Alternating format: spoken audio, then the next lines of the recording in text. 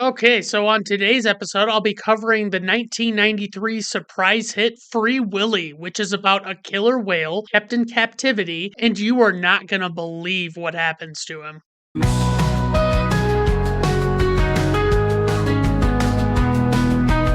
All right, everyone. Welcome to Brandon at Random Reviews, covering one unsystematically chosen topic at a time in weekly episodes. If that's what you want, then look no further. To keep up with the newest content, you can find Brandon at Random Reviews on most major video and audio platforms, as well as all popular social media sites. If you enjoy this, please like and subscribe. I use internet acknowledgement as a fabric softener alternative when doing laundry.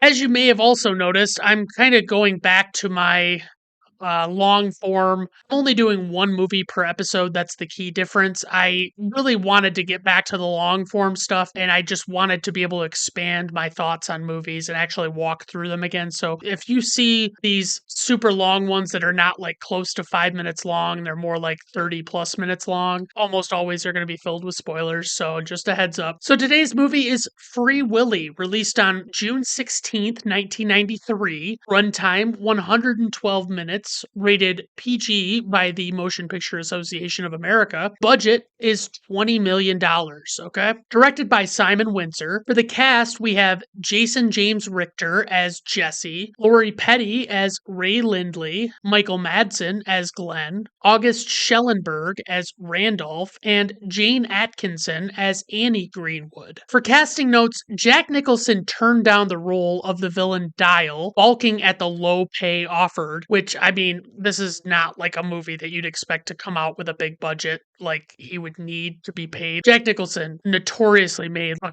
killing on Batman from 1989 because he actually included in his contract that he would get like percentages of gross and things like that. So he's used to making bank on movies, and he's not one of these actors that's like, oh, I just want to do this for the fun experience or whatever, which I can't really blame him for. In what was described as a long process, 12 out of 4,000 actors were the top candidates for the role of Jesse until Jason James Richter was chosen by Simon Windsor. And this is actually Jason James Richter's premiere. This is his first movie ever. For the plot synopsis, when a boy learns that a beloved killer whale is to be euthanized by the aquarium owners, the boy risks everything to free the whale. Tagline: how far would you go for a friend? Okay. All right, guys. So let's just dive right into this plot. So I want to be clear. I definitely saw this once shortly after it came out, and I remember virtually nothing about it. We start off with some lengthy footage of a pod of killer whales splashing around in the open sea,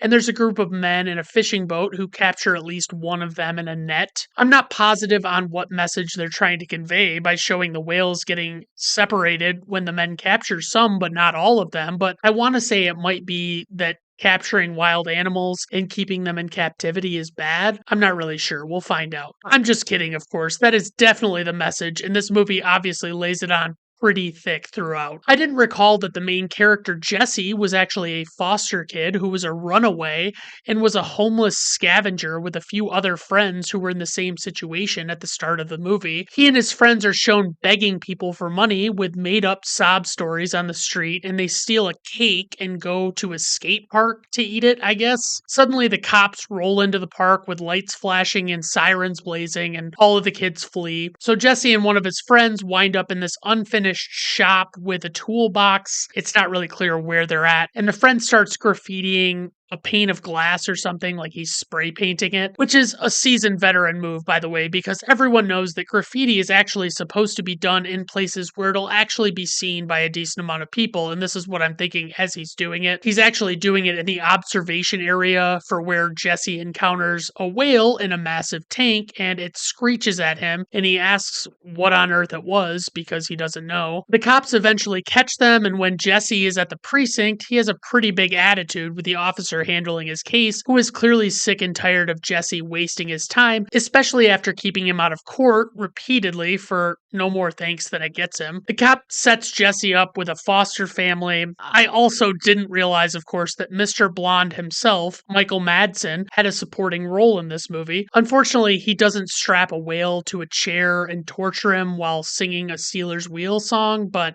What can you do? Jesse is a complete jerk to his new parents who are welcoming and personable and try to talk him up over a meal, and he gives them nothing positive to work with at all. What I love is that Mr. Blonde is a mechanic or something, and for some reason he's wearing his collared button up shirt with his name patch on it the whole time when Jesse originally arrives, which I appreciate because I don't care for changing after work much either. I feel like it's kind of like a ham fisted way of us learning as the audience that he's a mechanic, but that's neither here nor there. And Jesse keeps hammering home that he wants to be with his mother, who abandoned him 6 years ago, which implies a lot of complexes and trauma, given that he's the only one who truly does not think negatively of her at all. Jesse's community service is to help clean up the areas of the aquatic park that he and his friends have apparently habitually vandalized over time. His contact for community service is a Native American whale caretaker named Randolph, who is played by actor August Schellenberg. Randolph makes it clear that he's not pleased with Jesse's life choices, and he won't be any happier if he sees the awful job that Jesse does cleaning the spray paint off the various areas in the facility. But eventually, Jesse sees the whale again and goes up to the top of the tank to check him out. Randolph catches him up there, and before sending him back to work, he tells him that the whale's name is Willie and explains that he's a dangerously strong and massive killer whale and can be a bit unwelcoming to strangers. He's telling Jesse for the purpose of the story, of course, but he's also telling us, the audience, what the deal is, which is a neat trick. I remember I had a friend in elementary school who was like way too into this movie. Like, he knew the real name of the whale actor who plays Willie. Apparently that whale is named Keiko. So I guess Keiko was a super method actor and refused to leave the water between scenes even when everybody went home for the day. Like, he'd just hang out in the water. You just don't see that kind of commitment from any kind of actor these days. Jesse also meets Lori Petty's character, Ray Lindley, who is apparently a trainer at this aquatic adventure park, and she also explains that Willie is not super big on people, which I honestly relate to so hard. Okay. Okay, so my legal department is telling me that I need to be clear that this place is called Northwest Adventure Park, not any other popular and totally humane, world famous sea life park that you may be thinking it is. When Jesse gets home, he has a talk with Mr. Blonde, and instead of Mr. Blonde dictating any rules to Jesse, he does an honorable thing by just letting Jesse explain his needs. Jesse requests a weekly allowance, which Mr. Blonde gives to him, and then Jesse promptly says he'll think about other things before attempting to flee now that he's flush with like $5 in cash. Mr. Blonde simply tells him that he will hold Jesse accountable for being home by 7 every night, and that he needs to make sure him and the foster mom know where he is regularly. After the chat, Jesse is back at the park continuing to fix up his vandalism damage, which leads me to a question. Is this movie telling me that the only community service that Jesse is even having to do is clean up the mess that he and his friend made at the park, and that's it? For some reason, Jesse and this whale, Willie, really start to develop a special bond. Like, Jesse is a real big fan of Willie and how Willie's a bit of a lone wolf like Jesse is, I guess. So Jesse's just sitting by the tank one time, playing away on his harmonica to the aquatic mammal, and Ray gets splashed deliberately by Willie as she walks up and recognizes that Jesse is super into Willie, so she invites Jesse to help out with something. She has him sorting good and bad fish from what they feed to Willie, and she just kind of explains he might be a killer whale, but he's really just a hunter and mostly eats fish. Jesse sneaks out one night and is again playing his harmonica by Willie's tank when someone shows up, and Jesse flees but slips and falls into the tank. Willie swoops in and saves Jesse from drowning, but they in no way made him look like he was knocked unconscious, so it's kind of confusing that he was just lifelessly sinking to the bottom and not trying to swim. Randolph was the one who showed up, and once Willie saved Jesse, Randolph takes Jesse in and reminds him that Willie doesn't take kindly to people being around his tank, and Jesse could have been ravenously torn to bits. Jesse explains that he was just stopping to say goodbye, so Randolph takes him home and convinces Mr. and Mrs. Blonde to let him continue helping at the park. Mr. Blonde calls him son in this moment, and Jesse coldly reminds him that he's not his son. The next day, Jesse witnesses the poor treatment of Willie by the people at the park who are not the trainers. And we get some subtle exposition about how Willie is already too old. Like he was too old when he was caught, and they put him in a dolphin sized tank. So Ray has basically just a really difficult time training him or getting him to come around to like doing what she wants him to do. It's almost like this whale doesn't want to be there, guys. I don't know. Jesse releases one of the ropes holding the net they have Willie trapped in and notices the whale has pretty serious conjunctivitis, which, according to the Seth Rogen film Knocked Up, is typically caused by sleeping on a pillow someone farted on. So I'm really not sure what's going on at this point. Jesse starts to get Willie food scraps from the fish market, which is confusing because it seems like we already had established that Willie's a total diva about not being fed mediocre scrap fish. And oh my god, if you can believe it, Michael Ironside plays a villain in this movie, which doesn't really work for me because, I mean, look at that sweet face. But he's just the park owner, Dial, and he hammers it home pretty hard that he is not a good guy and he doesn't like Willie. Ray explains to Jesse at one point that Willie's top fin being flipped over is actually caused by being in captivity and is not natural. Ray has Jesse help train Willie, and I can only watch her and Randolph look on at Willie and Jesse together adoringly so many times, okay? It's like way too much. Randolph tells Jesse later on about the lives of his people centuries ago when sea life was so abundant that they only had to fish 1 day a week, and his people had a special bond with the whales. We get a sequence with more people smiling at Jesse as he plays with Willie. Like Ray just watches him while grinning ear to ear and not saying a single word. Initially, we do see Jesse's relationship with his foster parents, the Blondes, improve. Sorry, their real character names are the Greenwoods, Glenn and Annie, but I can't help the Reservoir Dogs references. I just can't. But Jesse's still very hung up on the notion that his real mom is coming back to get him after she completes some unfinished business that is very vague and undefined by Jesse, but he's like the only one that knows that she's just finishing some stuff, and that's it. And an argument between Jesse and Mr. Blonde after all of this discussion results in an intense argument where the mediocre child acting really comes through, and Jesse breaks a window by throwing his present from Mr. Blonde through it. I swear to God, half of this movie is just shots of people reacting to Jesse playing with this killer whale and like bonding with it. It's like, it's so over the top. Like Willie does some flashy moves in the tank while the owner Dial watches,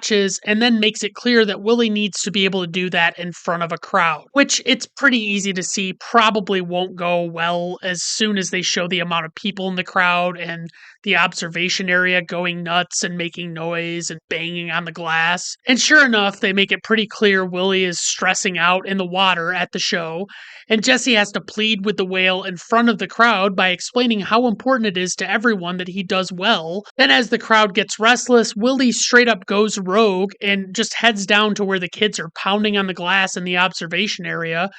I had to rewatch this moment to make sure I didn't actually miss something. And I think they tried to use like camera trickery to make it look like Willie somehow damaged the glass and caused a leak.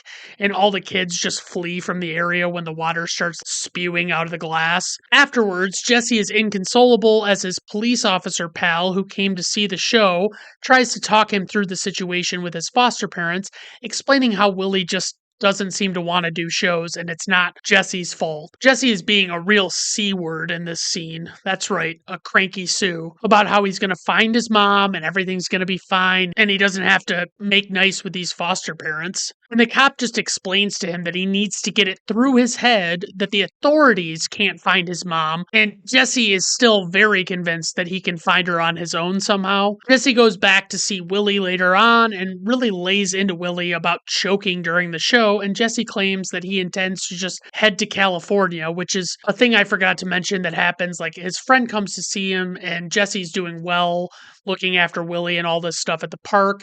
And then the friend says that he's got like some plans to like go to California with some other people and they're going to like make money or whatever. And so this is like the 2-second payoff for that discussion. But Willie just keeps crying to Jesse like he's trying to call his attention to something. And Jesse climbs a ladder and sees Willie's whale family in the ocean which seems geographically implausible, but hey, it's a movie. Then suddenly, Jesse spots a group of men using torches to cause a leak in Willie's tank, so he alerts Randolph. Randolph ascertains that the men were hired by Dial, the owner, to cause damage to the tank and fraudulently cash in on the $1 million insurance policy on Willie by causing his death. At which point, Jesse realizes he has no other choice but to free Willie.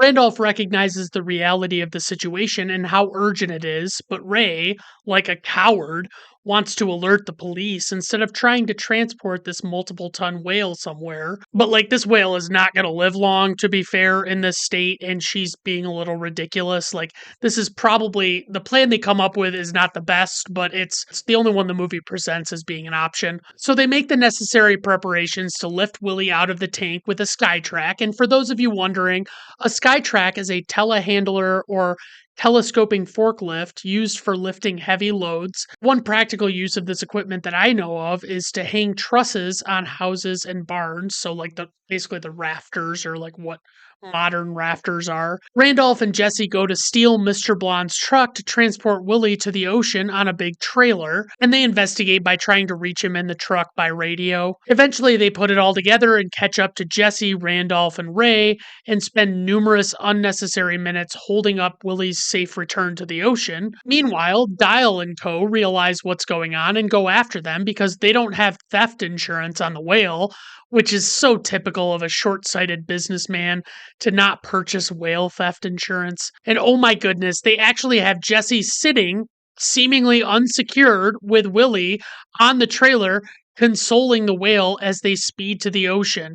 Like he's just like stroking Willie with his hand, and he's just like, "Oh, it's gonna be okay, buddy." Giles' men attempt to block the gate at the harbor, but Mr. Blonde just keeps driving on through the gate like a madman as the bad guys just flee last second when they realize he's not gonna stop. They struggle to get Willie in the water, and he's super out of it after being out of the water for so long. The bad guys keep attempting to thwart the release, eventually by trying to capture him in nets where the water is still shallow, but Willie gets away. Jesse gives Willie a tearful goodbye at a giant rock retaining wall, and then he has to coerce him into jumping the wall to get into the ocean, like the actual main ocean, because they couldn't just get to it easily. Randolph starts chanting the native prayer from his story earlier about the centuries ago natives. And spoiler for those of you who have never seen any of the posters, trailers, or promotional materials for this film, Willie makes it over the wall and also makes it over Jesse, who is inexplicably standing on the wall as well. And then Michael Jackson's classic Will You Be There kicks in, and they post a hotline number for donations. And I'm honestly glad we didn't have some nonsensical scene where we see any of the aftermath of what happened. Like, why couldn't Dial have just had them arrested for stealing Willie, even if he doesn't have insurance for that? Seems plausible, but hey, like I say, it's a movie. And people keep telling me that all the time, and I just try and listen to them. All right, so that's the end of the movie. Trivia. Lauren Schuler Donner and the studio didn't like the original script that Keith A. Walker wrote because, according to the former, during an interview with Entertainment Weekly, she thought it was too sweet, too mushy, and too formulaic.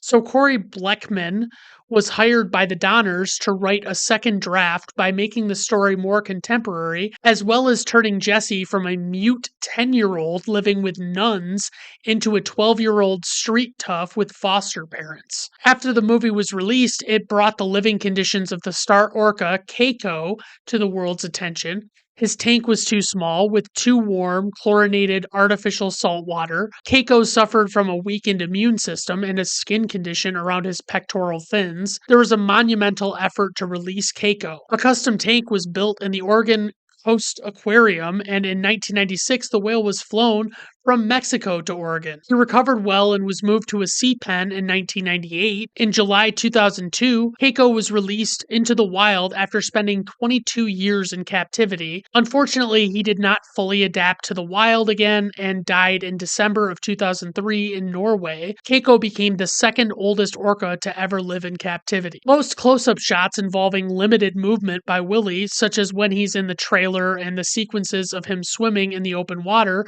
was a 20-foot animatronic whale. Walt Conti, who supervised the effects of the orca, estimated that half of the shots of the orca used animatronic stand ins. He also stated that the smaller movements of a real orca made things difficult in some ways for him and his crew, so they had to concentrate on smaller nuances in order to make the characters seem alive. Producer Richard Donner, who also directed a lot of really popular movies, came up with the idea of including the Earth Island Institute hotline in the end credits, despite the studio's concerns at first.